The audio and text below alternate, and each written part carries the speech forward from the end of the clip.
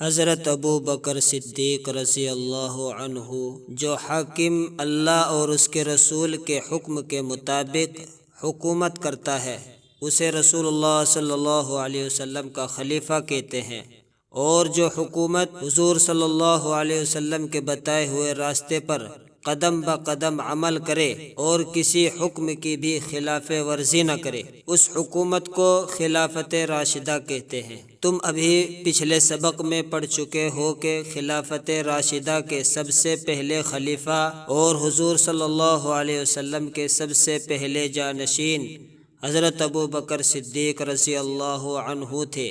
آپ کا اصل نام عبداللہ ہے، مگر سب لوگ عزت اور محبت سے آپ کو ابو بکر کہتے تھے۔ آپ کے والد ماجد کا نام حضرت عثمان تھا، اور وہ ہجرت کے 8ویں سال فتح مکہ کے وقت مسلمان ہوئے تھے، جس کا ذکر تم آگے پڑھو گے۔ آپ بہت بڑے مالدار اور عزت والے خاندان کے فرد تھے اور خود بڑی تجارت کے مالک تھے۔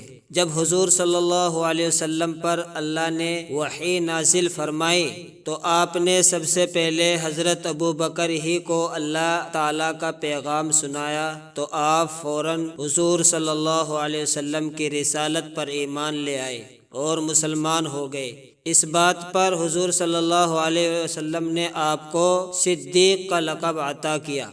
اسلام لانے سے پہلے آپ بہت بڑے مالدار اور امیر و کبیر شخص تھے، مگر اسلام لانے کے بعد آپ نے اپنا سب مال و دولت اللہ کے راستے میں خرچ کر دیا۔ ایک مرتبہ کسی جہاد کے موقع پر حضور صلی اللہ علیہ وسلم نے صحابہ سے فرمایا کہ اللہ کے راستے میں جہاد کے لیے سب لوگ روپیہ دیں۔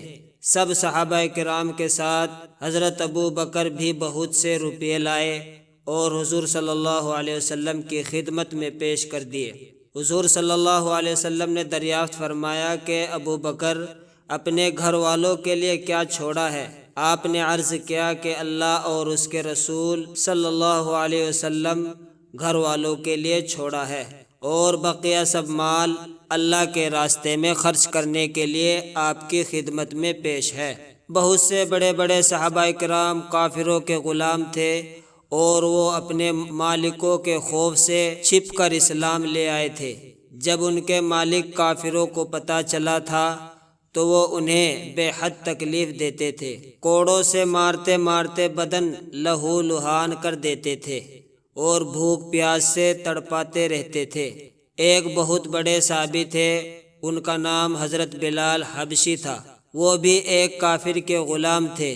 وہ کافر انہیں دوپہر کی چلچلاتی ہوئی دھوپ میں گرم گرم جلتی ہوئی ریت پر قمیص اتروا کر لٹا دیتا تھا، اور ان کے گلے میں رسی ڈال کر بہت سے بچوں سے کھنچوایا کرتا تھا، اور تپتے ہوئے پتھر پر لٹا کر اوپر سے ایک اور بھاری پتھر سینے پر رکھ دیتا تھا، مگر اس حالت میں بھی آپ کی زبان سے یہی کلمہ نکلتا تھا، اللہ ایک ہے۔ جب حضرت ابو بکر صدیق رضی اللہ عنہ نے غریب مسلمانوں کی یہ حالت دیکھی تو مالکوں کو روپیے دے کر سب مسلمان غلاموں کو خرید لیا اور پھر آزاد کر دیا۔ اگر آپ ایسے ہی واقعات سننا چاہتے ہیں اور بھی تو ہمارے چینل کو سبسکرائب کر لیں۔ اگر ویڈیو اچھا لگا ہے تو ویڈیو کو لائک کر دیں۔